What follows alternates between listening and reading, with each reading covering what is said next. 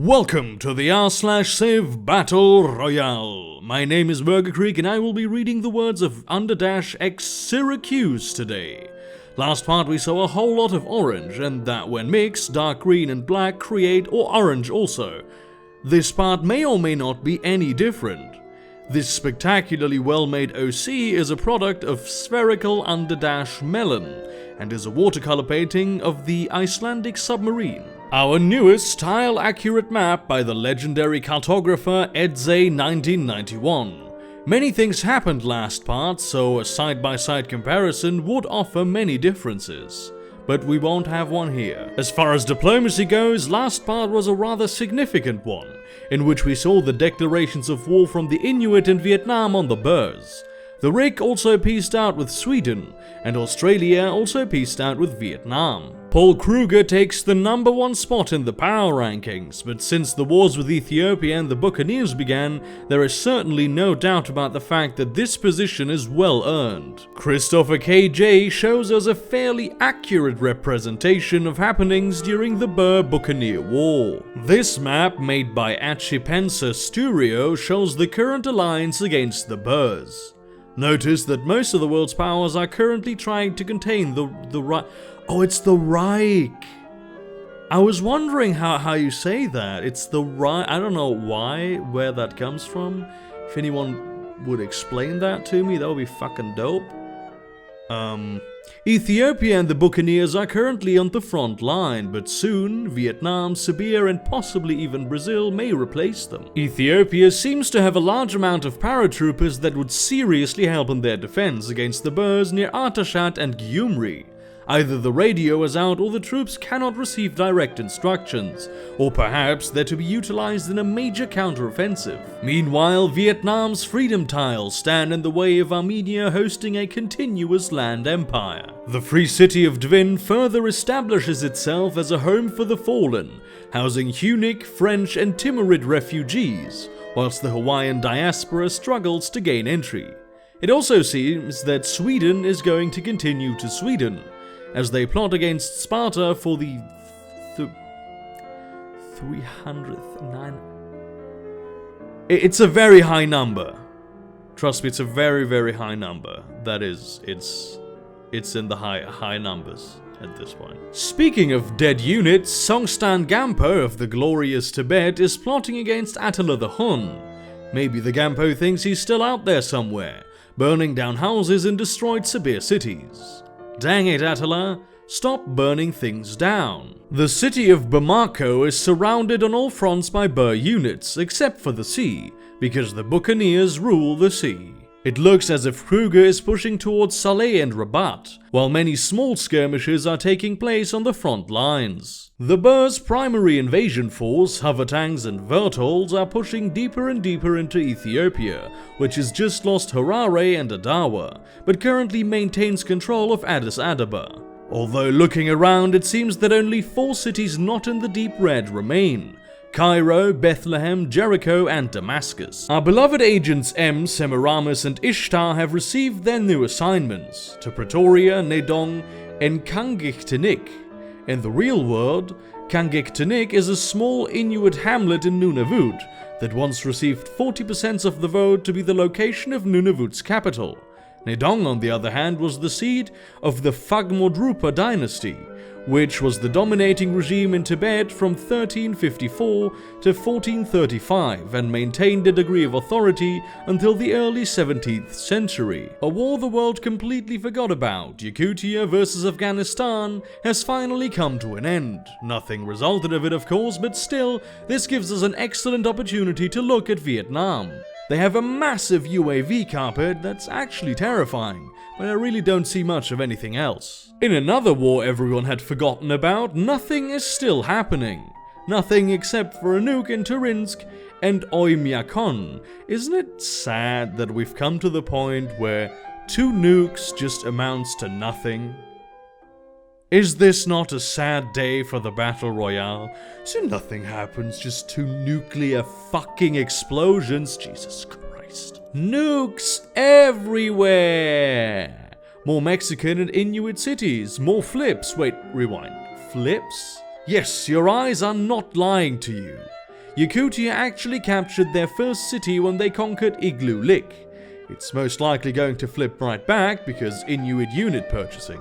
As for the Mexican city names, see top right. And as for the nukes, look nearly anywhere on the screen. Here's the Inuit core, which consists of stupendously big snow cities, a few XCOMs, way too many cybersubs and arsenal ships, and a whole lot of Blackfoot paratroopers.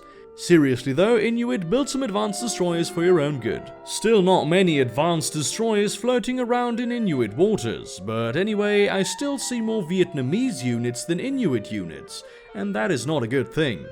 Iceland, Icelands, meaning there's ships and no land units. Big moment in Mexico right now, Australia makes a push and captures Monterrey, Torreon and Merida, as Benito pushes yet again with his mechanized infantry to take Austin, and this time Texas does not have a melee unit to get it back. Ciudad Juarez gets another dosage of nuclear radiation. Judaism fails yet again to get past the World Congress as the world religion, while the Boers push yet again on Ethiopia. I can't quite tell what cities they've just taken, although I can tell you that they just damaged Cairo for the first time. Here is a shot of Sibir's core while we acknowledge that historical landmarks was also not passed. Alright, now that we've moved on from that boring topic, look at the new city of Zibo, and also at the Roman ballista, along with the two Chinese knights. Here's a nice shot of Vietnam's highly dense industrial semi-carpeted core. It's quite impressive with large cities such as Saigon, Hoi An, Tianjin, Haiphong and Vijaya. Although the real reason we're looking at this slide is that Tibet is plotting against Sparta. Iceland has declared war on the Boers, joining basically every other major power in the game short of Finland. Much like Sibir, Vietnam and the Inuit, this DOW will not be very relevant until/if the Boers conquer Iberiaro, as it seems Paul Kruger has stopped building XCOMs. Darius is alive! 3 privateers and a submarine float along near Ireland, now relegated to the task of acting as pirates in international waters, ambushing embarked Vietnamese expeditionary forces for meager supplies to help them in their upcoming struggles. Chile is also alive, in the form of nuclear submarines spread out across the globe. It seems that Iceland is ready for war with the Boers, as atomic bombs are already stationed inside of Sparta, and I'm sure Rome has 1 or 2 as well. That is a very strange sentence. It seems that the Malian nuclear holocaust Mark II is going just how Captain Morgan had planned. If he had planned to be losing and nuking cities off the map, and was the defender in the war. God, I'm actually beginning to think that old Henry is not having things going his way. Also, amidst the nuclear hellfire, Buccaneer refugees have set up the city of Basse-Terre, which probably isn't going to survive this part. Here's a shot of Korea's core, which doesn't look as terrifying in strategic mode as it does in regular mode. I really don't know what else to say in this slide. We also get a quick overview of Yakutia in strategic mode, where there are more Brazilians than Yakutians. And finally, the stalemate has been broken as a marine sneakily sniped the city overnight, although Sibir will quickly take it back after their turn processes. Mexico has recaptured the cities of Monterrey and Torreon, and Texas had captured their own capital. But alas, Mexico recaptures the city of Austin again. Also, as of right now, Henry Morgan and the Buccaneers are technically winning, owning a total of 7 capitals. Cairo has flipped, and I'm sure most of the cities on screen have. The Boers really are making quick work of Ethiopia. Hippo Regis, Quilu and Gades, the current capital of Ethiopia, look to be the next to fall. Swarm! That's basically what Kumasi looks like right now. Boer units are on every side of the obliterated former Ashanti capital. All of Ethiopian Ethiopia has fallen to the Boers, except for 2 small towns on the tip of Somalia, but hovertanks are already breaking down their walls. Honestly, I'm a little shocked that anyone thought Ethiopia could beat the Boers at all, and with Paul Kruger getting rid of his only real competition right now in a matter of turns, I don't see any way to stop them. The Ashanti, after generations of being militaristic lake nomads, reclaimed their lake legs, as their new empty land is almost a frightening prospect to navigate. Hearing promises of more nomads like themselves in the former Ethiopian lake was reason enough to embark on a journey to meet with the lost riflemen of Marrakesh. Their journey, however, looks to be in vain, as there are no damn Moroccans anywhere in sight. Brazilian peacekeepers are currently abundant within the Snoryak Empire, which in previous parts was usually filled with Finnish units, usually only having enough room for their own workers and ships. Although Brazil does not have a carpet like Finland, I wouldn't be surprised if one magically appeared over the coming parts. It seems as if the Vietnam War hurt Straya's carpet just as much as it did Vietnam's, and that said war may have ended in a stalemate. As predicted, Rome is filled with atomic bombs, waiting for the Boers to conquer northern Africa. I don't think Iceland has used a nuclear bomb before, so it'll be interesting to see if they will actually have the balls to do so. It seems that the Aussie conquest of Mexico will have to be put on hold, judging by the extreme lack of Aussie naval destroyers. I see a total of 4, but one is about to die, and another is closer to Honolulu than any Mexican city. God fucking damn it, Akunik, why do you have nukes all over the world? There's some in the Gulf of Persia, the west coast of Australia, and now Buccaneer Africa. Although this is strategically sound for power projection, it's a waste of nukes that could have been thrown at Yakutia. Also, Iceland has one advanced destroyer outside Marrakesh, which they could be able to snipe. Lots of dead civs at the Horn of Africa, including Burma, Morocco, Sri Lanka, and Hawaii. Wait, Sri Lanka and Hawaii are still alive? Yes is the surprising answer to that question. And yes, they are all fleeing from Ethiopia to not be crushed by the Draka. Mongolia can into technology. Unless that's a Boer loner for the open borders, Mongolia has teched up enough for nuclear missiles, and maybe if the Great Khan plays his cards right, he can wipe a Yakut city off the map. The Boers have conquered Gades, and only Gades somehow. Ethiopia relocates the capital somewhere currently unknown, but as Boer hover tanks and giant death robots swarm northern Africa, Selassie's soldiers and civilians are piling into the sea, fleeing toward Buccaneer, Italy, Sparta, or Finnish Greece. Meanwhile, on the minimap, we see that because of the backup Ethiopian paratroopers that were called to war, the Afghan colony of Gyumri was invaded and taken over by Sabir. Gades flips again, but honestly, Ethiopian Africa is toast. I don't see a way for them to recover unless they make peace right this very moment. Thus, they will likely be exiled to Arabia.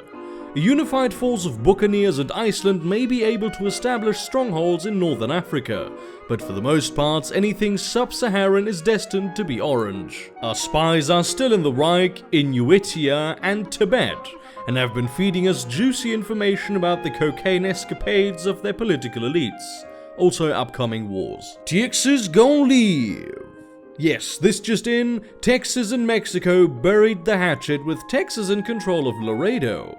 They didn't have a single melee unit, so Juarez is essentially a moron. Also, I'm pretty sure that's 60% of the Inuits' ground troops on the Mexican border, and a settler for the inevitable refounding of nuked cities. Here we see Pretoria, the capital of the holy crap, look at that science output. That's just impressive. I know they're using their production for research, but that's a crazy high number. I need a moment to process this shit. Jesus Christ. Here we have the Inuit city of Kangiktinik, home of the Alburj, and the highest metro population in the Inuit Empire. It currently is still growing and fields a lot of production. Nedong.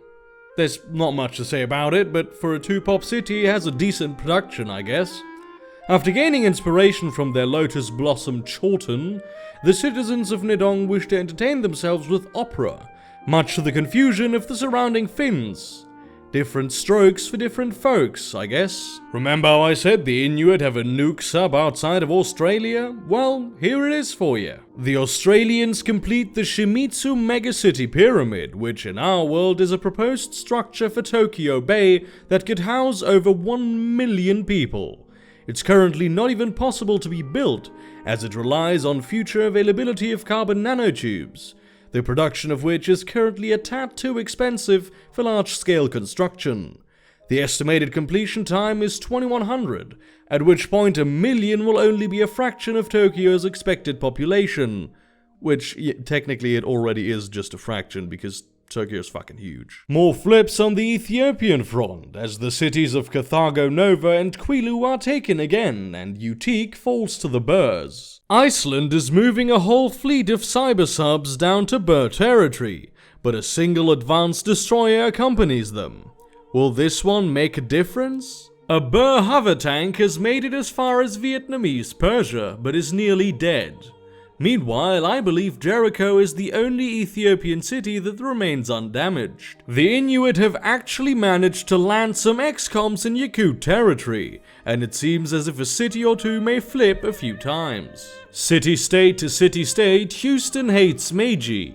While this DOW entails nothing, it does remind me of the Order of the Rump series, which mysteriously disappeared a few weeks ago. I really wish it came back, as it was an extremely interesting series to watch. I've never seen Order of the Rump, I'm sorry. The Tibetan soap opera is back. In the past 2 weeks, we've seen Songsan Gampo have fights with both Leonidas and Attila, and for this week's episode, we will have a special guest star, Augustus Caesar. Ethiopia seems to have finally moved its Anatolia army to help out, but I'm afraid it's too little, too late. The Ashanti pikeman slowly makes his way to the ocean. Too long has he circled his little lake, and this is a unique chance to leave the Reich behind once and for all. I see a surprising lack of units on the Boer-Buccaneer War, on both sides, and that could be a good or bad thing. Is the Boer war machine finally slowing down? Iceland valiantly captures the city of Bamako on the west coast of Africa. This 420 no-scope by Ingolfur Arnarsson will not hold, but it's nice to see that Iceland can do what Vietnam, the Inuit and Siberia cannot. Congratulations to Haile Selassie for nuking Klerksdorp, a massive city with at least 44 population and a significant generator in the Boer powerhouse. Cue Meiji peeing his own pants. The Inuit are currently plotting against poor old Japan, and if I were the Great Emperor, I would just give them the city, to be honest. I mean, what are the chances this plays out well for Japan? The Trunk Sisters have officially launched their resettling program, as both of these cities are brand spanking new. And if we saw other places in their empire, we would probably see even more infant cities. Suntar is nuked for the first time, presumably by Kuchum Khan, and Konu falls prey to even more artillery shells from the north. The Inuit have captured the city of Ruskoye Ustye, and with 4 XComs in the area and only a few Yakut units, who knows, perhaps the city will stay in Inuit hands. Okay, Tobolsk is one scary looking city, with industrial complexes all around it. It has to rival or maybe even surpass some of the Boer factory parks. The Boers still hold the title of highest population by almost double the runner-up, although I would not be surprised if their war growth moved into the negatives with all the nukes that have hit the Boers in this part. Meanwhile, Australia still reigns supreme over the amount of held land. Now that is interesting. The Boer war machine does seem to be slowing down, as they have moved down to 5th in manpower, behind Iceland. Paul Kruger has obviously lost a lot of men in his war against the Alliance, so it'll be interesting to see how things develop from here on out. And the Inuit have passed the Boers for tech, due to their code giving them an extra invisible tag at the beginning of the game. At this point, where the Inuit have discovered everything, an alternate theory has arisen that they started mashing together random words in an effort to out-tech the Boers, who have also discovered everything. Here's a new stat: total faith accumulated. The Blackfoot and Armenia topped the list by a large amount, and Siberia comes in 3rd. It's really not surprising because none of these civs have religions to use all this faith on. Catholicism continues to dominate follower count. Buddhism continues to dominate more cities than Oriental Orthodoxy despite having fewer followers. Each follower is representative of around 1 million people. Alright everyone, that is the end of this part. I know it hasn't been the best and a roller coaster of quality, but it's done and hopefully this is out in time. I hope you all have a wonderful day, week, month and year, This has been _X Syracuse signing out. So you've already signed out? So you have been signing out? So you are signed. So who's doing the narration at this point, if you've already signed out?